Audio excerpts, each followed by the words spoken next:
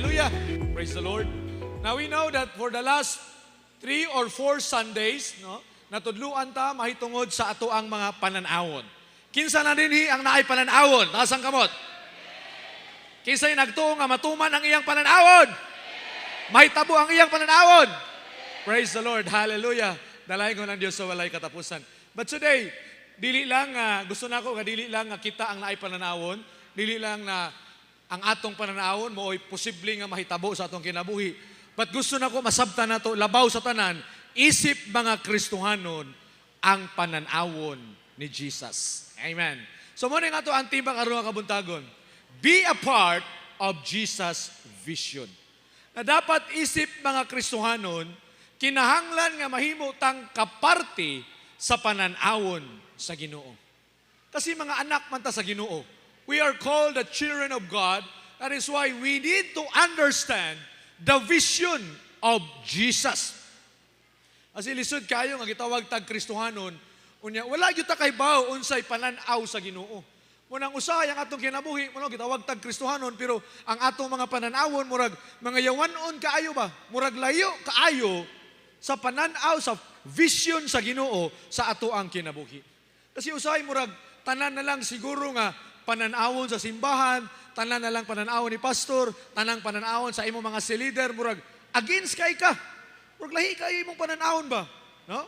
Munang karon dapat as Christian dapat parehas ta og pananawon ni Jesus.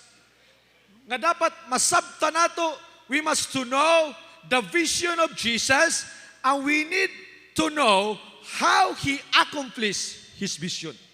Dapat ingon nga Kristohanon makaibaw ta unsay pananaawon sa Ginoo ug giunsa sa Ginoo nga matuman ang iyang pananawon. Amen.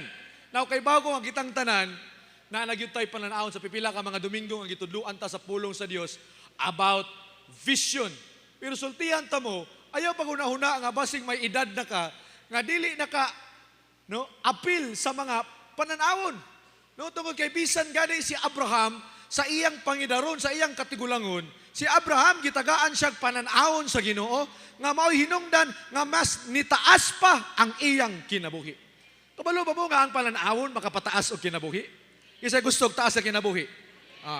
Pananawon. No? Unang ayaw himuag rason nga pastor may edad naman ko, dili na siguro ko pwede anang pananawon para lang na sa mga batanon. No. Kasi si Abraham at the age of 100 years, si Abraham gitagaan siya pananawon sa Ginoo nga mahimo siyang usa ka nasod, mahimo siyang amahan usa sa usa ka nasod.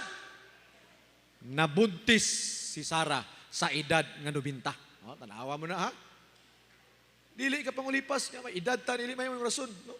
Gusto kag taas ka kinabuhi, dapat mas daghan kag pananawon sa imuhang kinabuhi.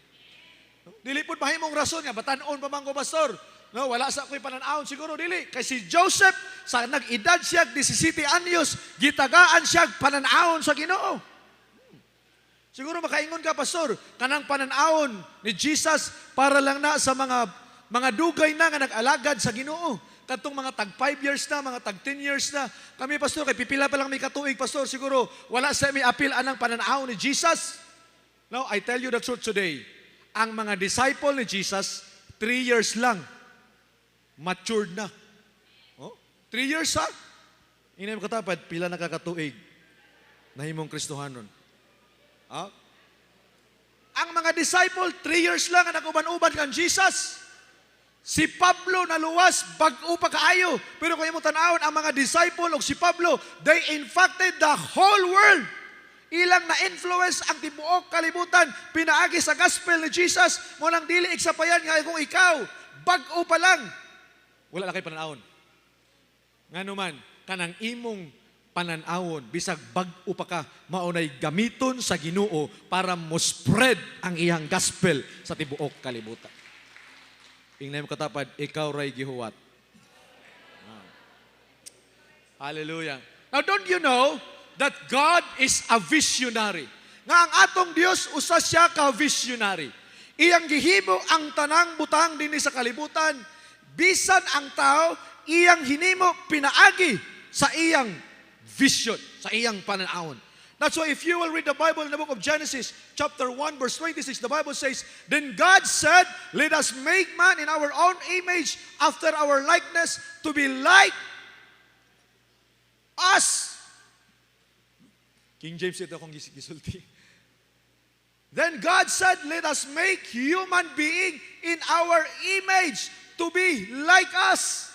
Mauni ang vision sa Ginoo, mauni ang pananawon sa Ginoo, nga ang tao nga iyang himuon, parehas og dagway niya.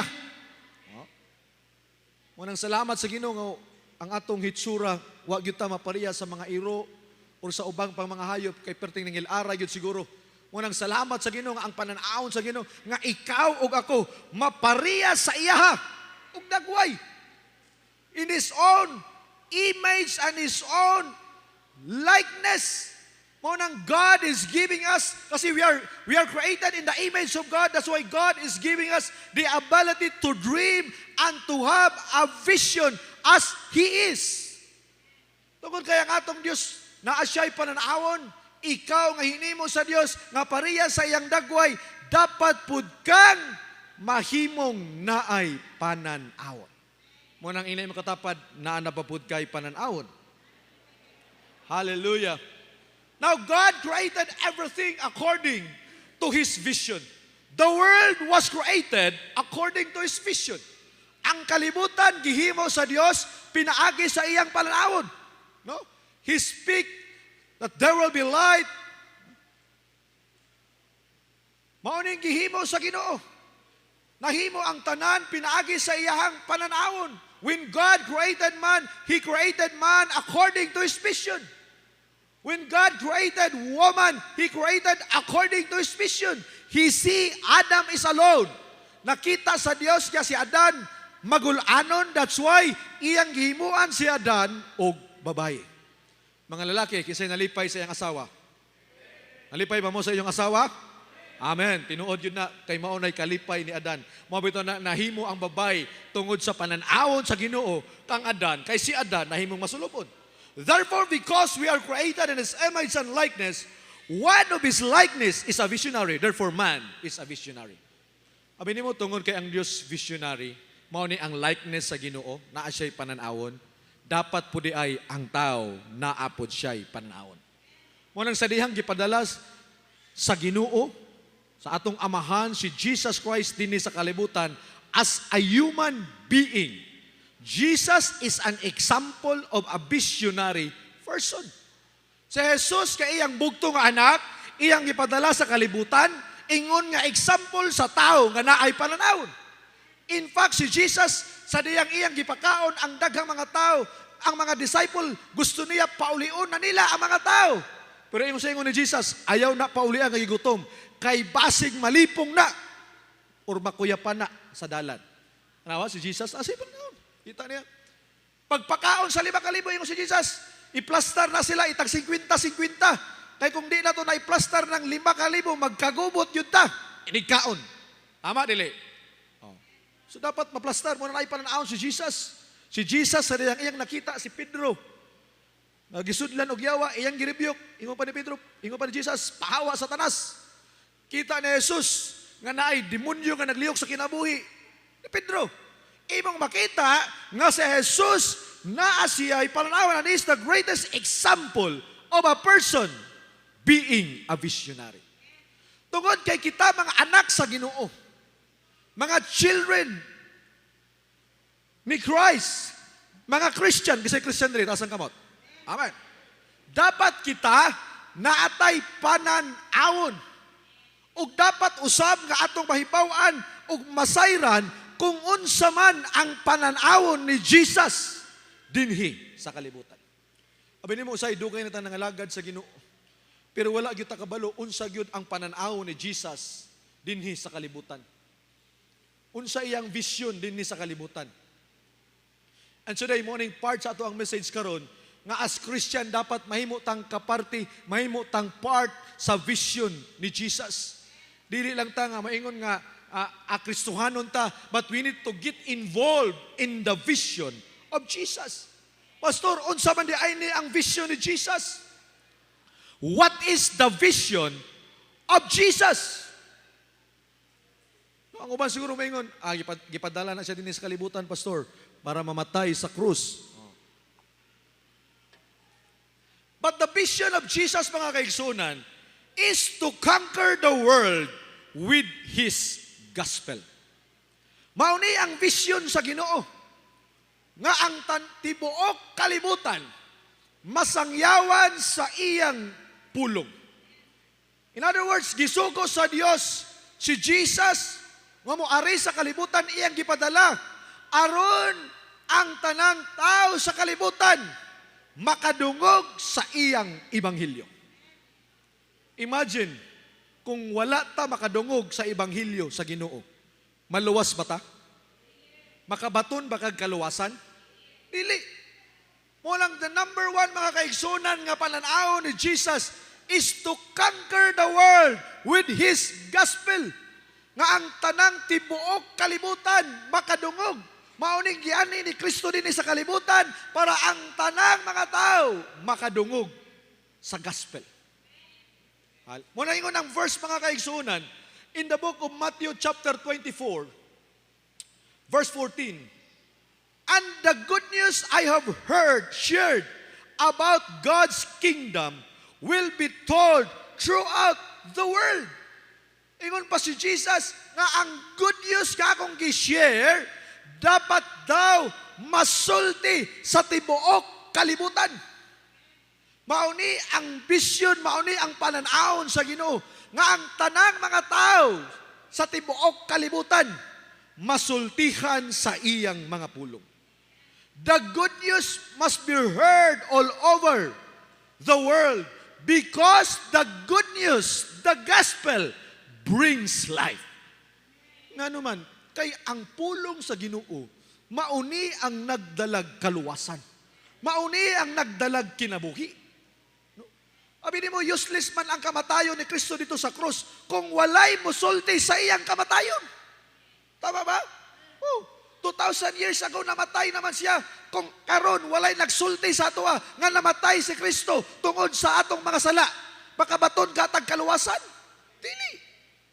Pero ang vision sa Ginoo nga ang iyang kamatayon nga iyang gihimo dito sa krus sa Kalbaryo, di lang magpabilin atong tuiga, kung dili apil hangtod karon masulti nga naay Kristo nga namatay sa krus sa Kalbaryo para sa imo o sa ako ang kaluwasan.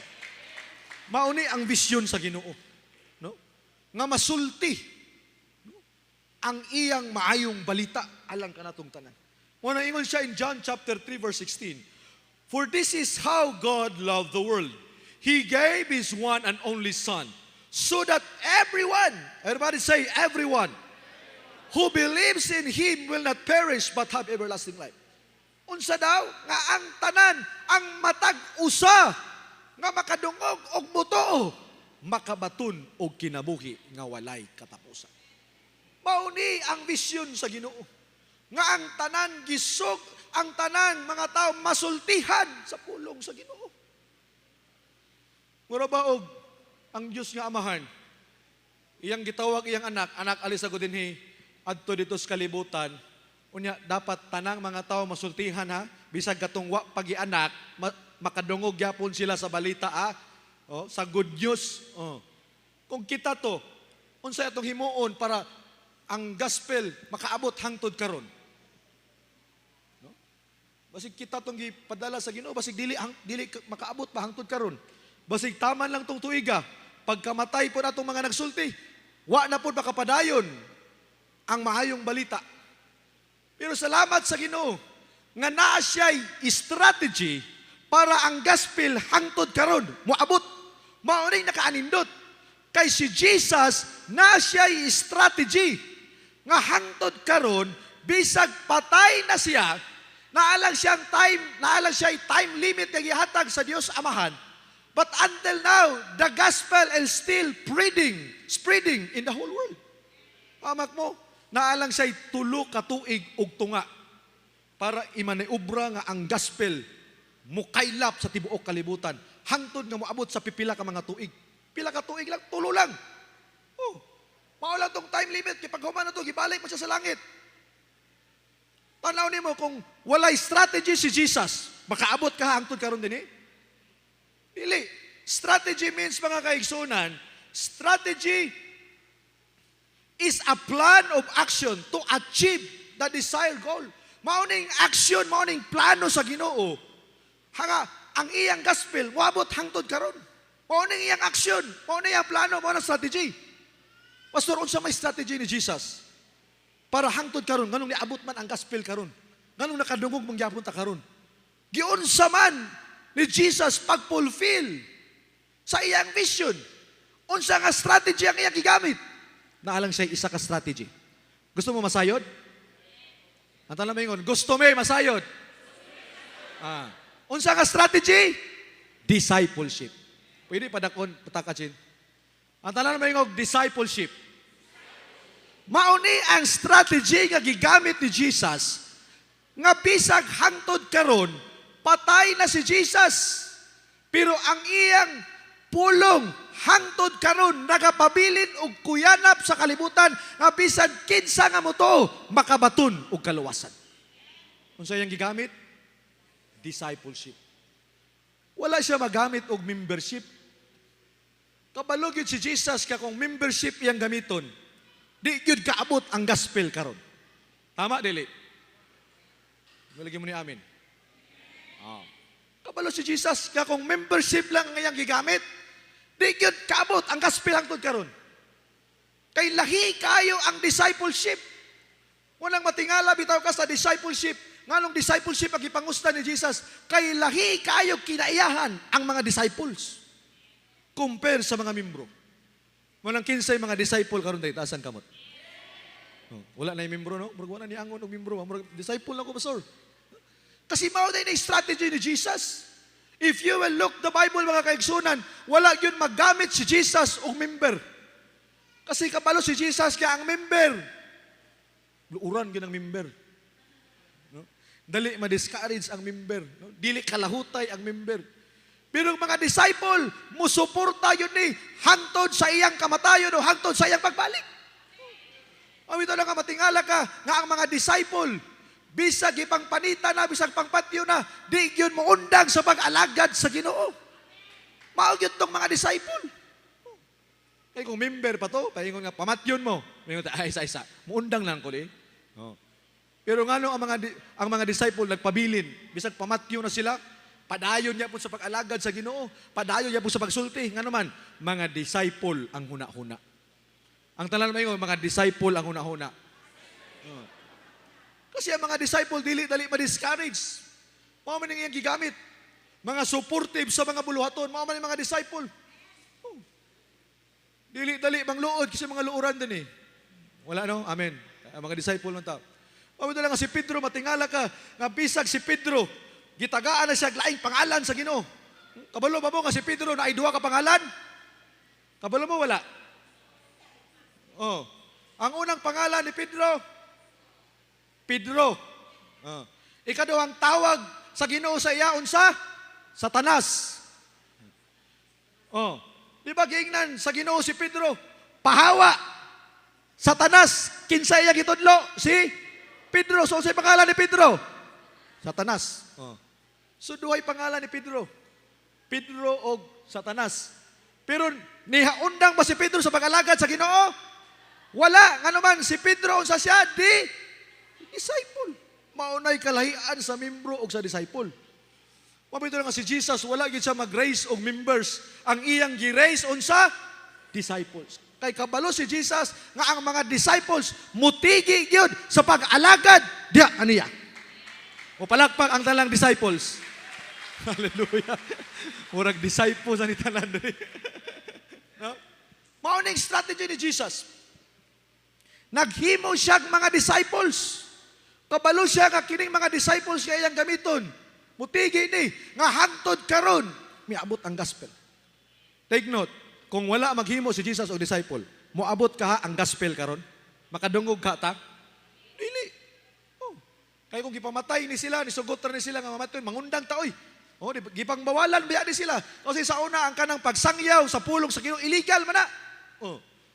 Ya kung di na sila mga disciple, mga membro, mangundang ta oy. Mao rin atong kamatyan. Di kapadayon ang gospel hangtod karon. Pero salamat sa Ginoo nga nay mga disciple pag nga pamatyon. Sige, patya lang ko, ayaw lang ko, pareha sa Ginoo, tuwara lang ko. Oh. Ngano man, lahi sila huna-huna kay mga disciple sila. Muna inyong katapad, lahi o huna-huna ang mga disciple. Mauni ang strategy nga gihimo ni Jesus. In order to conquer the world with His gospel, He used the strategy of discipleship. Pabito na nga paspas kaayo ang pagdaghan sa mga Kristohanon sa Book of Acts, kay nga naman, naggamit sila og discipleship. Oh, naggamit sila og discipleship. Now, how did Jesus do it? Giunsa paghimo sa Ginoo og mga disciples. Dapat atong masayran mga kaigsuonan, kapo ni. Para masayran nato kung giunsa sa Ginoo paghimo ang iyang mga disciples. Unsa gani ang vision ni Jesus?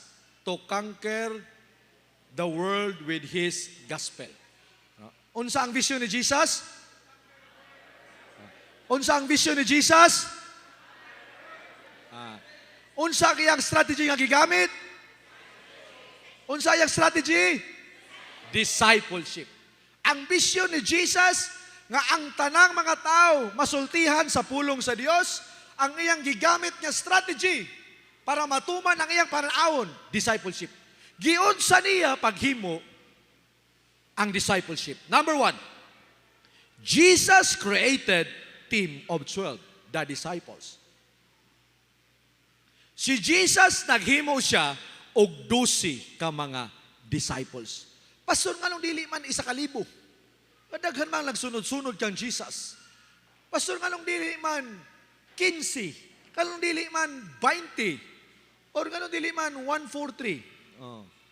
Pastor, kanong lahi man nga number, Pastor, kanong 12 man yun. Now, the Bible says in the book of Mark, chapter 3, verse 13 and 19, afterward, Jesus went up on a mountain and called out the ones He wanted to go with Him. And they come to Him. Then He appointed 12 of them, ano yung mga disciples or the apostle. They were to accompany Him, and He would send them out to preach. Kanina ang iyang mga 12, mauni ang iyang uban-uban permanente. Sa ato pa mga kaigsunan, when God created the disciples, iyaning giuban-uban permanente. Kinsay ginauban-uban sa iyang si leader din, taas ang kamot. Kinsay ganahan mo kuyog sa iyang si leader, taas ang kamot. Kanang gusto ka makikistorya sa imong si leader ba? Gusto ka mag-uban-uban sa iya ha? That is part of discipleship. Maunay gihimo ni Jesus. Iyang gipili ang iyang 12 ug iyang giuban-uban sa iya ha? And then maunay ang ilang mga pangalan. Verse 16. These are the 12 He chose: Simon, James, John, Andrew, Philip, Bartholomew, Matthias, Matthew, Thomas, James, Thaddeus, Simon, and Judas. No, si Judas gipulihan man kay nagpakamatay man Kining upat ka mga gospel nakapamatuod kining Matthew, Mark, Luke, John. Nakapamatuod that God chose 12 disciples to be with Him as He traveled. Imo makita nga sa 4 gospel sa Biblia nga naa siya'y 12 nga nag-uban-uban alang kaniya. Kasi mao na ang iyang team of 12. Mao na iyang 12 nga iyang gikauban-kauban. But why God selected 12? Why not 10? Why not 1,000? Nganong gipili man sa Ginoo ang 12 rather than 1,000? Asa may mas paspas nga makasulti siguro, ang 1,000 o ang 12? Tanaw ninyo? 1,000 siguro, no? May matanaw mo, mas nindot yun siguro 1,000, kaya mas dali. Pero nganong 12 man? Take note, the number 12 has significant meaning in the Bible. Nganong 12 ang gipili sa Ginoo? Kay ang 12 nga numero na ay significant nga kahulugan sa Biblia, no? It represent the divine governance. Nagarepresentar kini sa Dios nun nga pamaagi sa pagdumala. Ang 12 day nga number nagarepresent kini sa Dios nun nga pagdumala. Now, in fact, if you will read in the Old Testament, God established His own nation, Israel, decide decided to govern them through the 12 tribe. Sa diyang gipili sa Ginoo nga maghimo siya og usa ka nasod, iyang gihimo ang iyang usa ka nasod pinaagi sa 12 ka tribo. Mauni ang 12 ka mga anak ni Jacob. Ang usa ka nasod governed by 12 tribes. Imong makita in the Old Testament.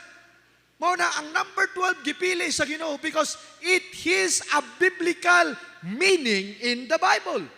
Ang nasod, ang nasod nga gipili sa Dios governed by 12 tribes. Take note nga ang atong tuig governed by 12 months. A year is ordered and governed by 12 months. Pila ka bulan ang usa ka tuig? 12. Tanawa ha? Na ay anointing nga naglihok sa government of 12. Mao nang gipili sa Ginoo ang 12. Ang atong adlaw, pila ka oras ang atong adlaw? 12. Pila ka oras ang imong gabi? 12. Awa ha? Nabay 13 diri imong gabi? Wala oy. Imong tulog pwede 13 ka oras. Pwede 14. Pero ang atong gabi, 12 ra gyud na. Ang atong adlaw, 12 ra gyud na. And take note that human body system is governed by 12 human body system. Kining atong lawas, govern ni sa 12 ka mga sistema sa ato ang lawas. Skeletal system, muscular system, nervous system, respiratory system, reproductive system, digestive system. 12 ka sistema ang nagdumala sa imong lawas. Kinsay naghimo sa imong lawas? Ang Ginoo. That's why God created 12 disciples because He believed that in 12 there is a divine governance. Jesus also established His ministry and decided to govern through the 12 disciples. Mauni ang strategy ni Jesus. Wala siya magpili og daghan. 12 ra kayang gipili. Nga kining 12 mauning hinungdan nganong hangtod karon nakadungog ta sa pulong sa Ginoo. Atong palakpakan ang kinabuhi sa 12 ka mga disciples. Kasi kung wala ding mga 12, di ta kaabot hangtod karon ba kining gospel di kaabot hangtod karon. Kung wala nag-disciple si Jesus, dili niya karon. Unang salamat sa Ginoo nga ang Basupi Main Church nag-discipleship na ang Basupi Main Church. Taas ang mga kamot sa mga disciples. Katong gusto mahimong disciple, taas ang kamot. Iwara-wara. No. Kasi mao din ni ang sistema sa Ginoo, discipleship. Mao ni ang strategy nga gihimo ni Jesus, discipleship. Para mo paspas ang pag-spread sa gospel sa Ginoo. Wala siya magkinahanglan og daghan nga mga tao, ang iyang gikinahanglan 12 lang ka tao ang iyang gikinahanglan. Because he believed in the governments of 12. Nga na ay anointing. Tanawa rin mag-eleksyon ta. Pila ka senator ang atong ginapili? 12. Pila ka kagawad ang ato 12 gyapon. Abi nimo asa nagisundog? Sa Biblia man nagisundog. Kana mga governance ato karon, asa nagisundog? Dinhi man na. Nga naman naay anointing sa governance of 12. Nakahuna-huna gani ko Lord, tagay do kog 12 ka anak po Lord. Tulo pa man lang ni ako, Lord. Iya nga, oy.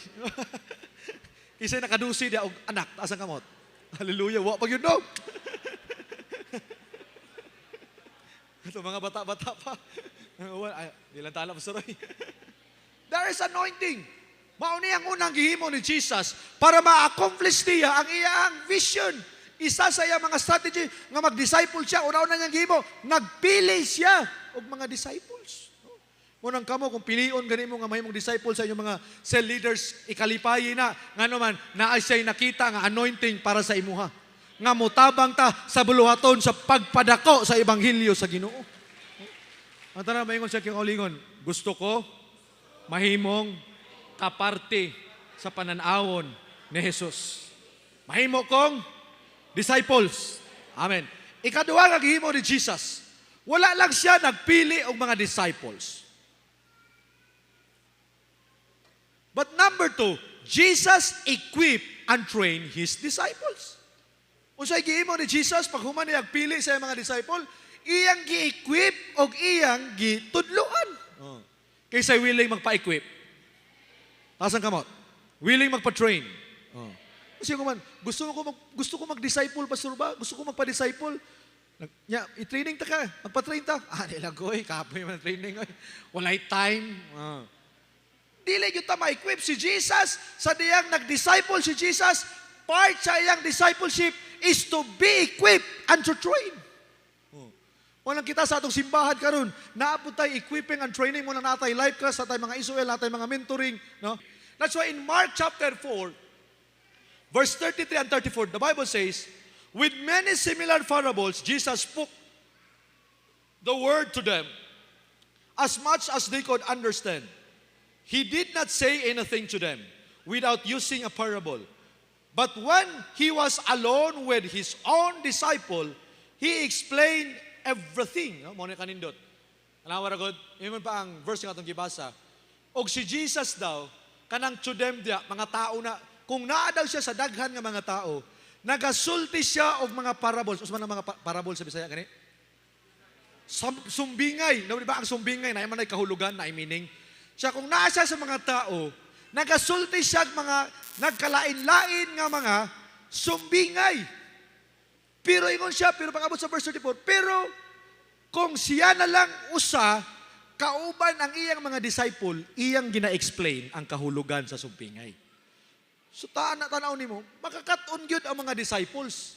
Sa sige nimo uban-uban, makakaton gyud nga naman, gina-explain man ni Jesus unsay kahulugan sa sa parables kaya iyang gina-explain sa mga tao. Dito sa mga tao, why explanation? Para mo lang. Pero para sa iyang mga disciple, iyang gina-explain. You see, imo makita, nga gina-equip yun o gina-train yun ni Jesus ang iyang mga disciple. In fact, Jesus invested the majority of His time into forming His disciples. Si Jesus, kalabanan sa iyang panahon, sa iyang oras, naagyod sa pagtudlo sa iyang mga disciples. Kasi ang iyang mga disciples, mga hadlukan man eh. Mga hadlukunon kay ba, mga kulbaawnon kay ba, no? Moto pagsakay nila og baruto nga nagbagyo na hadlok ang iyang mga disciples. Kunang iya yung ginauban-ubanan para muligon ug muhawod ang iyang mga disciples. In fact, Jesus focused on His disciples to reproduce His character in them. Jesus is teaching them how to pray, molding the character into His likeness. Abi nimo ang discipleship, the main end point of discipleship is Christ-likeness. Sa discipleship, dili lang gitudluan ka, gi-equip ka, para makamao ka, para muhawd ka, para musulti ka, para di ka mauwaw. No. Ang end point yun, ana, ang pinakapunto yun, ana, nga ikaw maparihas o huna-huna kang Kristo. Mauni ang discipleship. Nganong gitudluan ta, nganong gina-equip ta, para ang atong una-una o kasing-kasing, mahimong parihas sa Ginoo. Yan yung katapat, parihas na ba sa Ginoo? Murag kulang pagamay, pastor. Patudlo sa ta, pa-train, pa-equip. No? Pastor, murag dali pa yung kayo kung masuko, pastor. Pastor, murag dali pa kung mangluod, pastor. Murag mugawas pa yun ang demonyo usahay, pastor. Patudlo sa, para mahimo yutang Christ-likeness. No? Pa-disciple. Ini mo katapat, pa-disciple. Naghihimo ni Jesus, He keep on teaching His disciples. In fact, if you will read in the book of Matthew chapter 26, verse 36 and 38, ingon pa dito, then Jesus went with them to the olive grove called Gethsemane. Usa ka adlaw ni ana, si Jesus o ang iyang mga disciple, miadto sila sa Gethsemane. Usa ilang imo dito? To pray, para magampo. In verse 37, He took Peter, James, and John, and He became anguish and distress. Imo makita dinhi, nga kining tulo, mo ning permente ginauban-uban ni Jesus. Kapansin mo, if you will read the Bible, kaning tulo, mauning kasagaran ginauban-uban ni Jesus, si Peter, si James, o si John. Pastor, nganong kanang tulo mangyud ka mga disciple, ang ginauban-uban ni Jesus, no? Kisay ganahan mo uban-uban sa iyang si leader, pasang kamot. Ganahan, praise the Lord, no? Ganahan mo uban-uban. Kabalo mo, no? Salamat kay ganahan mo. Pero kani sila, ginapugos, siguro ng uban ni Jesus ba? Ubanta! Pedro, James, John, Uban mo sa kuha. Siguro ngayon, Lord, kapoy man, Lord. Kapoy. Uban mo sa kuha. Oh. Uban. Nganong ganing si Peter, si James, o si John kinauban? Kini si Pedro, mauni ang usa sa mga bagtik ba? Kanang burag, gahig ulo ba? No? Di ba katong gidakop si Jesus, gitigbas gid niya tong dalunggan? Di ba? Oh, ingon si Jesus, panginaana Pedro, ibalik ni Jesus ang dalunggan. Oh, di ba? Murag may pagkabadlungon gamay ba? Mao ni ginauban-uban ni Jesus para maayos ang kinabuhi. Mao man ang discipleship. Ang discipleship is ayusan ng buhay. Nganong ginauban-uban ka para maayos ang imong kinabuhi. Kay kung kani sila gipasagtan pa ni Jesus o disciple ta mo nya ginabilin lang, do you think maayo na ilang kinabuhi? Dili oy. Di na sila makakatuon ba? Mabito na nga ng tulo, power kay Pedro, power kayo ka naman. Nakakatuon man, naayos pa lang kinabuhi kasi sige uban-uban. Oh. Anang imuhang sil member nga padlungon kaayo, uban-ubana ra guna, bumatarong na ba? Kanang himalikas kaayo, uban-ubana na. Di ba na ba kayo lang, maulaw man na si ma'am. Nas pastor na akong si leader. Di good ka pang mahilikas. Ang isulti, praise the Lord, hallelujah, glory to God. Tulo kasi mana, uban-uban. Kalimot na nagpamalikas ba? Tama, dili. Mo na yung uban-uban ni Jesus, si Pedro. Si James o si John, kabalo mo si James o si John, mga buringog puning utok. Usa ka adlaw ni anan, ingon si Jesus, dong iadto sa ko dito speakers lugar sa puting bato, pasawol puting bato. Ingna dito nga moadto ta dito, naabatay katulugan dito, no? Di balik ang gisugo ni Jesus, dingon ang tao. Jesus, ang taga puting bato ding balibad, di mo pwede mo adto dito. No? Nakadungog man ni si James o si John. Sige balibaran si Jesus. Unsa ingon nila duha? Sa Jesus, usa may mas maay mangampo ta nga, Lord, kilati ang puting bato, Lord, sunuga. Morning suggestion sa duha. Tanawar ko dugutok. O nang kiuban-uban kini napabay naring utok din Ha? O yung utok sa disciple ni Jesus. No? Kasi ang mga dili man ni sila gikuha ni Jesus kay mga perpekto. Mga maayo na ilang kinabuhi. No, may mga diferensya ni sila. Unang kita nga itong kinabuhi natin mga diferensya. Pag magpa-disciple ka, maayos sa imong kinabuhi ba? Maay mo tudlo sa imo mo man disciple. Sa una di ka kabalo. Di ka kabalo mo ampo pastor ba? Patudlo sa imong disciple. Uban-uban sa iya. Pag uban nimo, oy magting merinda na. Wa man sila makita ikaw man. Ikaw ampo sa pagkaon. Makaampo ka. Lord, salamat yung pagkaon. Kadugoyan, di na ka paampo sa pagkaon. Mag-ampo na ka sa opening prayer, sa closing prayer, sa offering. Ano man, naay nag-disciple sa imuha. Mauni nakaanindot kung naay mag-disciple o kung magpa-disciple pud ka. Paman ni sila. Pamito na nga pagkayap ni Jesus sa langit, kini si Peter, James, and John. Grabe, kahawd na kayo. Nga naman, naka-disciple, naay nag-disciple sa ilaha. Muna inong katapat, magpa-disciple na yun ta. Muna yung siya, in verse 38, He told them, gaingnan sila sa Ginoo. Ang verse 40, ang verse 41 yung dito, Jesus said to them, keep watch and pray. Muna yung tudlo sa Ginoo sa ilaha. No? Ampo lang mo. Pagbantay o pagampo. Kabulo mo katong tulo, katulo to gibalik-balikan ni Jesus kung inyo nang basahon, katawanan ba kay na. Ingon si Jesus, ayaw magtulog ha. Ampo lang mo. Atos Jesus, ampo. Ang mga disciple, natulog. Adto na po si Jesus, pamata mo, pamata. Ampo lang po. Lord, salamat Ginoo. Lakaw lang po si Jesus. Wala Jesus, tulog na po. Ano man mga disciple, di mo ginauna-una kabalo, di mo ginahawd una-una. Pero kadugayan, matrain man good ka. No? Abi nimo mga member, pasalamat kay mo nga naay mga nag-disciple sa inyo ha. Nainitigi sa pagpalangga sa inyo ha. Nainitigi sa pagpaluap sa inyo ha. Nainitigi sa pag-share sa pulong sa Ginoo. Nainitigi sa pagpamisita sa inyo ha. Nainit-chat sa inyo ha. Nainit-text sa inyo nga nangumusta sa inyo ha. That is part of discipleship. Nagihimo ni Jesus. Kaya kung wala pa nag-disciple si Jesus, ang gospel, para ra ditong tuiga, kadturang panahon na, di nagyud kaabot karon.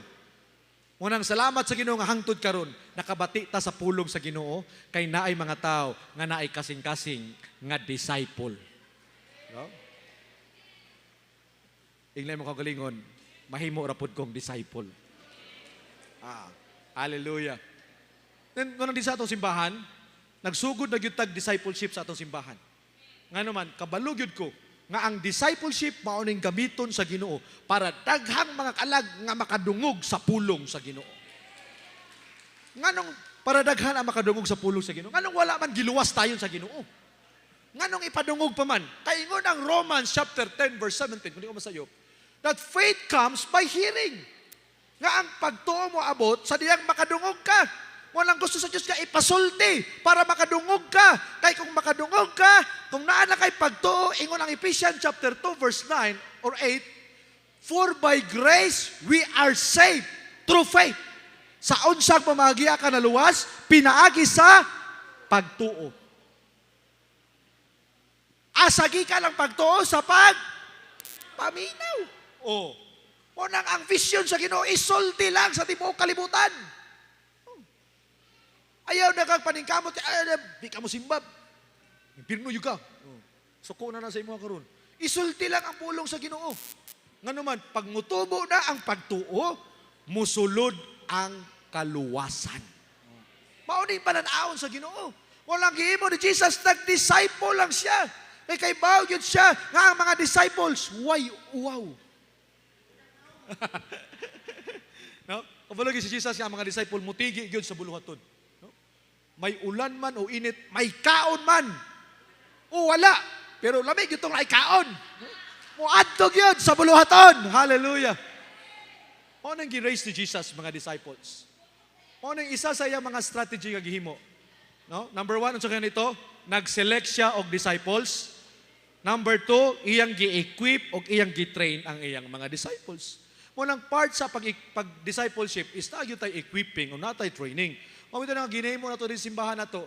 Nag-open yun ta og life class. Okay, so, although, medyo kapoy na yun ang takay na sa part, sa simbahan, mga buluhaton. Pero, nganong gipadayon ni sa mga buluhaton, walay sweldo ang mga teachers ani. Ngano man, kay naay pananawon nga parehas kan Jesus. Ito palakpakan lang atong buhay nga Diyos. Ikatulo, nga gihimo ni Jesus. Unsa tong number 1, gani nga strategy gihimo ni Jesus? Discipleship. Number 2, equipping and training. Ikatulo, send and make disciples. Unsa yung number 1? Number 2? Number 3, send and discipleship. Mao nang gihimo sa Ginoo. Human nga nakapili siya, human nga iya nang na-training, kabao na ni, kabalo na ni. Oh. Iya nang gingnan panglakaw mo. Paghimo na pod mo og disciples. Kung ito nang hangtod karon, naagyapoy discipleship nga naman kay mao ni ang sugo sa Ginoo. Abi nimo sad to say karon, daghang mga simbahan karon nga wala na discipleship. Ang nagpabilin membership. Pero the main strategy of Jesus nga yang gihimo sa simbahan is discipleship. Pagkahuman nga ang mga disciple, iyang napili, iyang natudluan, iyang na-train, iyang gisend. Kabalo naman. Sige, lakaw na mo. Paghimo na pod mo og mga disciples. This is the vision of Jesus and His strategy to do it. He used His disciples to conquer the world through His gospel. Kaya nga dapat ang mga disciples or mga members of church, makaibalo gyud ta unsa ang vision ni Jesus, unsa ang vision ni pastor, unsa ang vision sa atong mga leader sa atong simbahan. Isa ra man tag vision. Unsa nga ang tanang mga tao makadungog sa pulong sa Ginoo. Wala may laing handom ang atong mga leaders sa church. Nga kini nga gospel madunggan sa tanan nga mga tao. Mula nga akong hangyo alang ka natong tanan karon. Let's be a part of the vision of Jesus. Abi nimo daghang mga simbahan nga luoy kayo. Nga wala gyoy pananawon, bisang ang pastor walay pananawon. Nga parehas sa Ginoo. Daghang mga leaders sa church nga walay pananawon, nga parehas sa pananaw ni Jesus. Unsa ang pananaw ni Jesus? Nga ang tanang tao sa kalibutan masangyawan sa pulong sa Ginoo. Unsa ang iyang strategy nga gihimo? Discipleship. Giunsa niya paghimo ang iyang disciple? Number 1. Number 2. Number 3. Amen.